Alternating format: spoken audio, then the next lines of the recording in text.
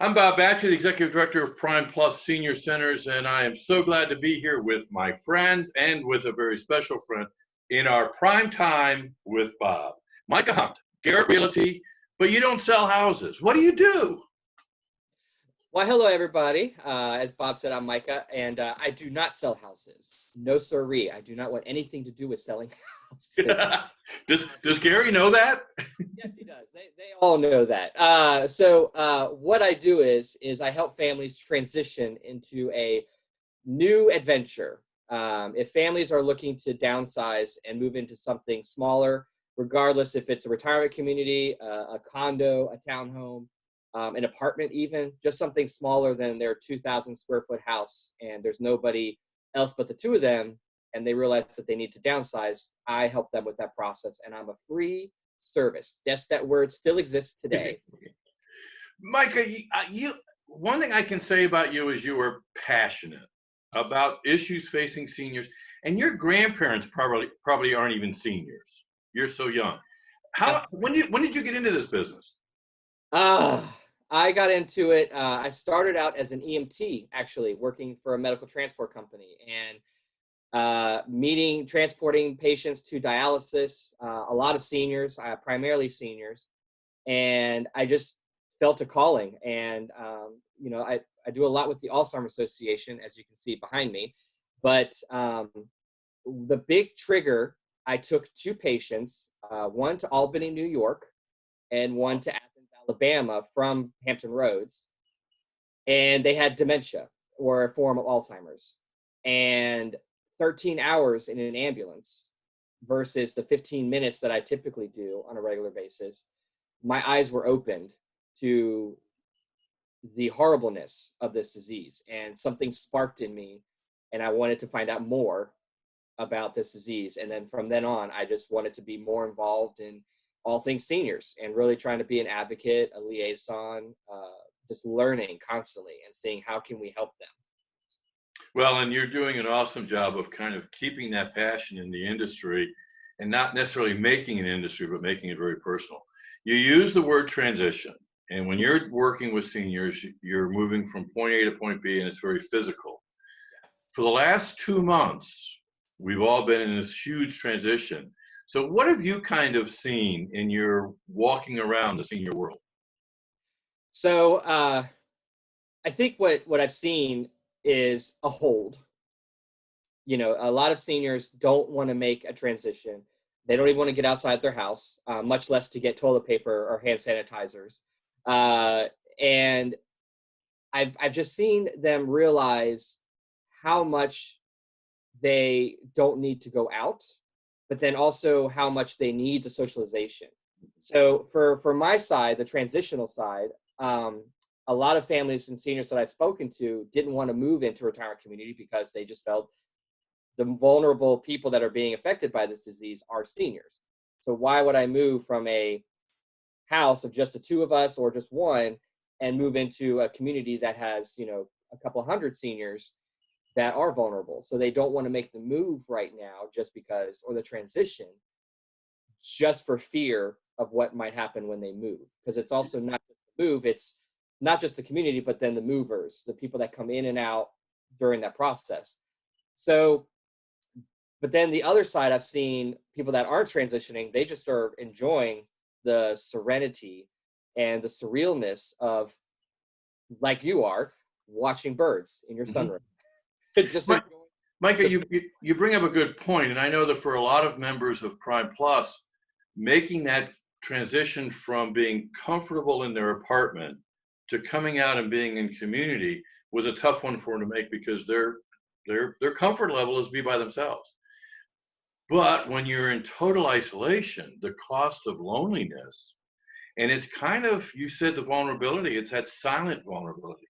I was talking with somebody the other day that they're fearful of allowing seniors to come out because they're vulnerable. But I said, but on the other hand, if we keep them isolated, they're even more vulnerable. But we don't know it. It's a very silent one. Are you saying that? I'm seeing a little bit of it. I see some families and seniors that are becoming that isolated personality where they're becoming isolated and they don't want to reach out because They're fearful of what people might say or think. Mhm. And so I'm seeing some where I'm probably the only person that checks in on them. And it's nice, but then to me it's like, but there are other people that I know they just don't know really how they're feeling. Yeah. Well, thanks to a very wise man, we had our board at Prime Plus start, we gave names to them and said, could you call? You've been in a leader position. And so over 300 members of Prime Plus are in the process of being called. And Wow. for the most part, they're doing great. We've had a Yeah. couple that, because she's all by herself, when her blood pressure's a little high, she panics. And she just needs somebody to touch. On the other hand, I was talking with one of the members who was active in the ceramic shop, and they have this very tight-knit group of about 18 women that you better not venture in there because they're looking out for each other, which is cool. So what are the kinds of things that you sense are good activities to prevent that isolation? What are you seeing that people are doing to prepare for transition?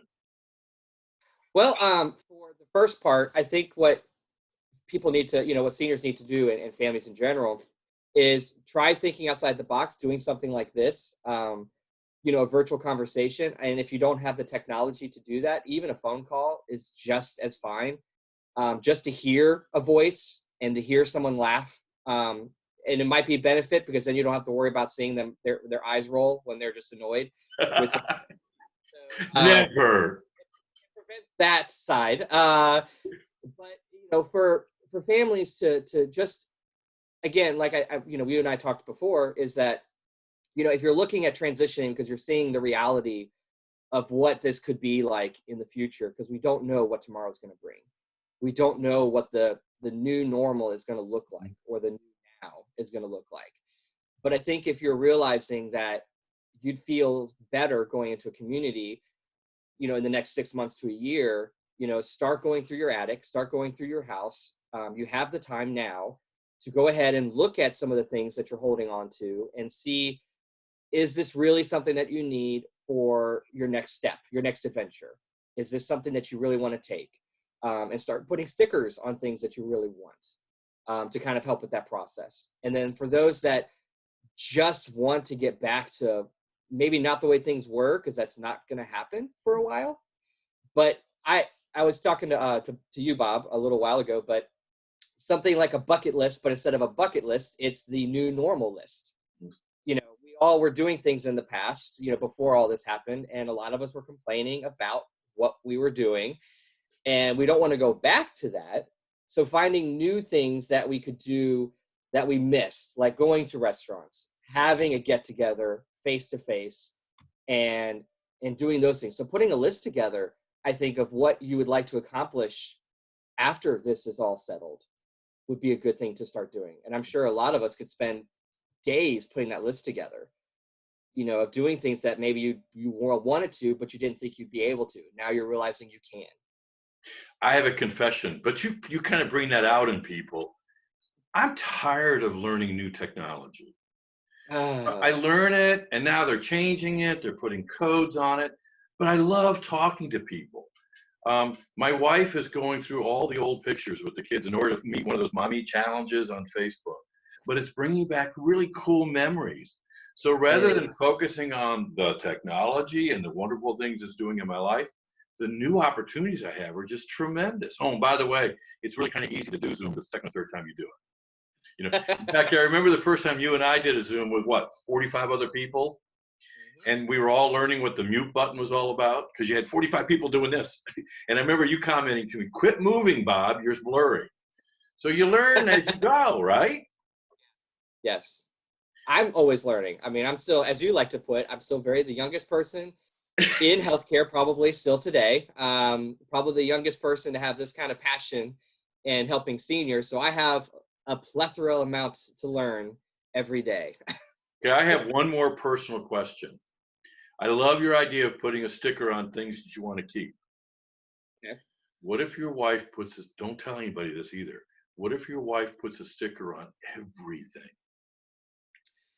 What's So your advice? if you're by yourself, put a red sticker on things that you want to keep. Yes, that's going to be the hardest thing to do. and maybe have a conference, or not a conference call, but a conversation with a close friend. And even if you don't do this, the virtual side, but at least on the phone and telling them, because I'm sure that friend knows what you have in your house. If you've known them for a long time before the pandemic, and start talking to them about the items that you're thinking about taking and not taking. Having somebody on the other end, yes, they're on the other end. And again, you won't have to worry about seeing eye rolls as you're saying, well, I really want this. And they're going, oh, but do you really need it? You know, having that counterpart there will help them and you with that process of really getting to the nitty gritty of why do you want it? What is the sentimental attachment to it? Mm-hmm.